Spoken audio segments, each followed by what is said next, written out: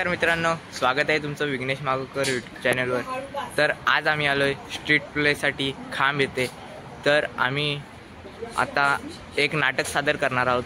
तर आमची ए बॅच आहे, आम्ही नाटक सादर करणार आहोत। बी बॅच स्वच्छता अभियानासाठी गेले आणि सी बॅच आता इथे PC विषयी माहिती देत आहेत। तर सर्व कम्प्युटर इंजिनिअरिंग रिलेटेड सर्व ते माहिती शाळेतील विद्यार्थ्यांना देणार आहेत। तर आता आम्ही इथे प्रॅक्टिस करत आहोत। आमचे आजोबा काळे सरकार, तसेच ही श्रावणी स्नेहा, हे मस्त झोपल्यावर मजा करतायत आणि ह्या दोघी थेरी पाठ करतायत। तर इकडे सर्व बसलेले आहेत, हे बघा।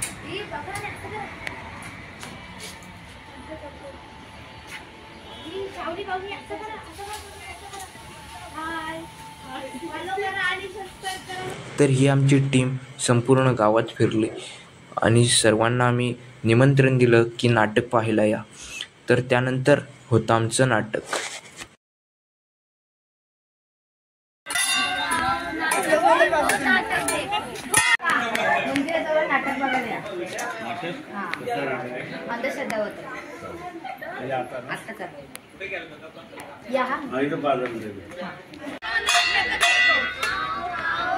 देखो नाटक देखो नाटक देखो नाटक देखो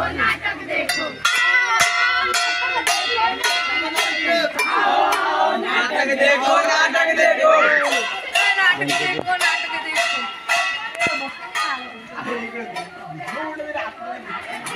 देखो आओ आओ नाटक देखो नाटक देखो आओ आओ नाटक देखो नाटक देखो आओ आओ नाटक देखो नाटक देखो प्यास देखो नाटक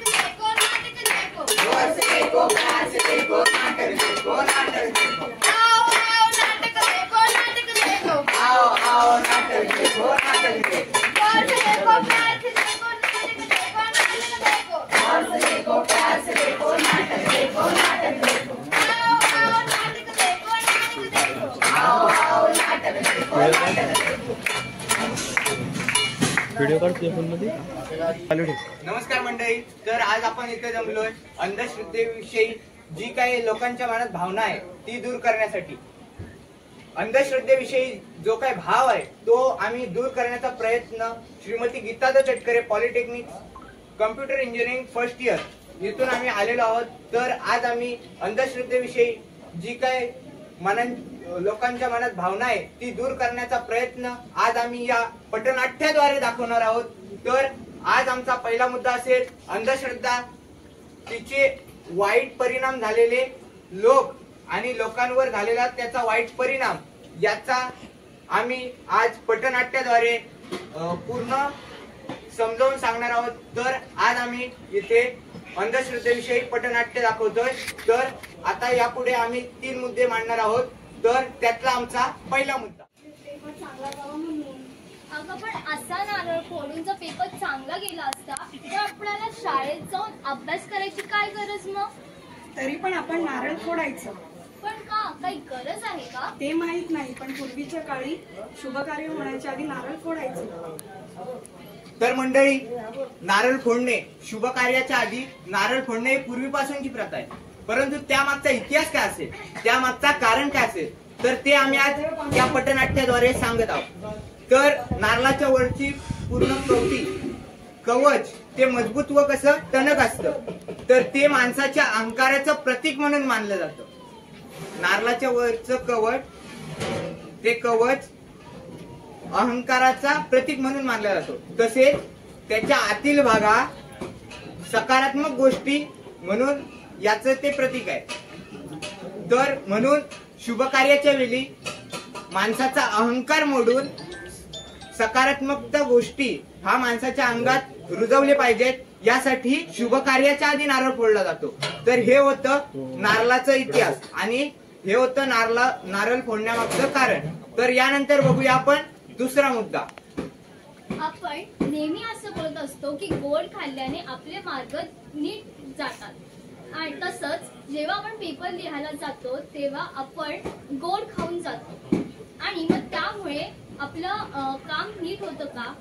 तर असं होतं जेव्हा आपण गोड खातो आणि मग लोक मानतात की परीक्षा नीट होऊन जाते, आणि म्हणून म्हणतात की मीठा खाओ और पेपर लिखो. हा होता एक विनोदाचा भाग. तर आपण आता बोलूया की एक दुसऱ्या भागाकडे. एक वाटसरू आणि ग्रामस्थ महिला एका झाडाखाली विश्रांती घेत बसले होते. तर त्यांच्यातील हा संवाद आपण बघूया. नमस्कार पाहुणे. नमस्कार. कुठे चाललात? निघालो इथं बाजूच्या गावात दुसऱ्या गावाला. तू मला ठाऊक आहे काय तुम्ही कोणत्या झाडाखाली बसलाय? हो मला माहित आहे. मी पिंपळाच्या झाडाखाली बसली अहो आहे. या पिंपळाच्या झाडाखाली अमावस्या पौर्णिमेला भुताडकी असती. अहो दादा, हे भूत वगैरे अशा गोष्टी काहीही नसतात. अहो तुम्हाला ठाऊक आहे का माझ्या पणजीला या भुताडकीने झपटलेलं. तर मंडळी, हे भूत वगैरे असं काही नसतं. तर हे भूत प्रेत वगैरे लोकांच्या मनात आलेली भीती आहे. तर भूत वगैरे असं काहीही नसतं. अरे महाराष्ट्राचे आराध्य दैवत छत्रपती शिवाजी महाराज यांनी कोणत्या भूताला जमावलं ना कोणत्या व्यक्तीला. अरे मुघल साम्राज्य इतकं होतं, त्यांची सेना तर अफाट होती, परंतु माझ्या राजांनी इतकंसं सैन्य घेऊन त्या मुघलांवर आघात केला. अरे कधी त्यांना जुमानलं सुद्धा नाही आणि कधी त्यांचा विजय सुद्धा झाला नाही. इतकी कीर्ती माझ्या राजाची होती. आणि खरं तर मराठे भूत होऊन त्या मुघलांच्या मानेवर बसलेले. तर कोणत्याही भूताची काही प्रेत वगैरे असं काही नसतं. तर आता विषय आला पिंपळाच्या झाडाचा. तर त्याच्या खाली रात्रीच्या वेळी जर आपण झोपलो तर रात्रीच्या वेळी पिंपळाचं झाड हे कार्बन डायऑक्साईड सोडतं आणि ऑक्सिजन घेत असतो. बरोबर ना? कार्बन डायऑक्साईड सोडतो आणि ऑक्सिजन तो घेत असतो. तर सकाळचं तो ऑक्सिजन आपल्याला देत असतो, पण रात्रीच्या वेळी तसं काहीसं उलट असतं. त्यामुळे जर आपण रात्रीच्या वेळीच तिथं जर झोपलो तर ऑक्सिजनची कमतरता आपल्याला झाडाखाली भासते आणि कार्बन डायऑक्साईडचा तिथे प्रभाव असल्यामुळे आपल्याला बेशुद्धपणा येऊ शकतो किंवा आपण गुदमरू शकतो तिथं. तर हा होता असा हा मुद्दा. तर यापुढे आपण बोलूया पुढच्या टॉपिक कडे. तिसरा भाग. संध्याकाळची वेळ आहे. एक कुटुंब आहे आणि त्यामध्ये एक आजी आहे. आजी आणि त्यांच्या नातीमध्ये हा एक संवाद. चला तर बघूया. अगं बाई, तू काय करतेस? अगं नख काढते. अगं पण रात्रीची आधी नखे कापायची नसतात का? उद्या नख तपासायचे आहे. जर तुला नख कापायचे असते तर उद्या सकाळी का? पण का बरं हे असं का? अगं रात्रीच्या आधी नख कापल्याने घरात दारिद्र्य येतं. तर मंडळी, आता प्रसंग होता की नख कापल्याचा. नख कापल्याने दारिद्र्य येतं. तर असं काहीही नसतं. पूर्वीचा काळ असा होता की बिना लाईटीचे, बिना बल्बचे लोक मेणबत्तीवर आणि बत्तीवर जागायचे. तर त्यावेळी नेलकटरचा सुद्धा शोध लागला नव्हता. त्यावेळी माणसं ब्लेडने किंवा विळाने, विळा माहिती असेल सर्वांना, तर त्यांनी नख कापायची. त्यामुळे अंधारात काही दिसणार नाही म्हणून हातावर जखमा व्हायच्या, हातावर वार व्हायचे. त्यासाठी पूर्वीचा काळ असा होता की रात्रीची नख कापायची नाही, कारण हातावर जखमा होऊ शकतात. याची दक्षता घेण्यासाठी पूर्वी रात्रीची नख कापायची नाही. तर तो इतिहास चालू झालाय, तो अजूनही थांबायला तयार नाही. तर हे इतिहासाबाबत म्हणजे हे वेगळं आहे. सध्या आपण विज्ञानाच्या जगानुसार काहीच आपण बदल करायला पाहिजे. ज्या गोष्टी बरोबर आहेत त्या बरोबर मानल्या पाहिजेत आणि ज्या गोष्टी चुकीच्या आहेत त्या चुकीचं ठरवलं पाहिजे आणि त्या मोडीच काढल्या पाहिजेत. तर मित्रांनो, आता आपल्या अंधश्रद्धेचा बंद येतो आपल्या जीवनावर. तर अनेक असे प्रकार घडतात की आपण अंधश्रद्धा आणि अंधश्रद्धाच मानतो. आपल्या मानेवरच जणू काय अंधश्रद्धा बसले. तर आपण पेपराच्या आधी नारळ फोडला म्हणून काय पेपरात जास्त मार्क पडणार आहेत का? जर अभ्यासच नाही केला तर मार्क पडणार कुठून? तर त्यासाठी प्रयत्न करायला लागतील. आणि जर आपण देवाला नारळ देतोय, अरे निष्पाप जीवांचे आपण प्राण घेतो, निष्पाप जीवांचे आपण बली घेतो, तर हे कुठेतरी थांबलं पाहिजे. यासाठी आमचा प्रयत्न आहे. तर निष्पाप जीवांना आपण ठार मारून त्यांचं प्राण घेतो, तर हे फारसं चुकीचं आहे. आणि आपल्या जगण्यातून आपल्या फायद्यासाठी आपण त्यांचे जीव घेतो, तर हे कुठेतरी या आजच्या युगात थांबलं पाहिजे. आणि अनेक लाखोंचे जीव, मुख्य जनावरांचे आपण प्राण खऱ्या अर्थानं वाचवले पाहिजेत.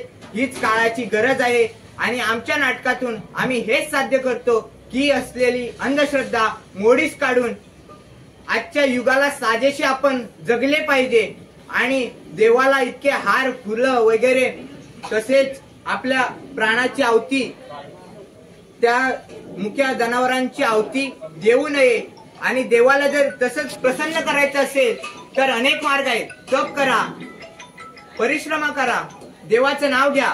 ज्ञानेश्वर महाराज हरिपाठातून सुंदर असं सांगतात, नाम संकीर्तन साधन पै सोपे जळतील पापे जन्मांतरीची. जन्मांतरीची पाप जळून जातील. फक्त देवाचं नाव घ्या. त्यांना अनेक जीवांचे प्राण त्यांच्या देवाच्या नावाने देऊ नका.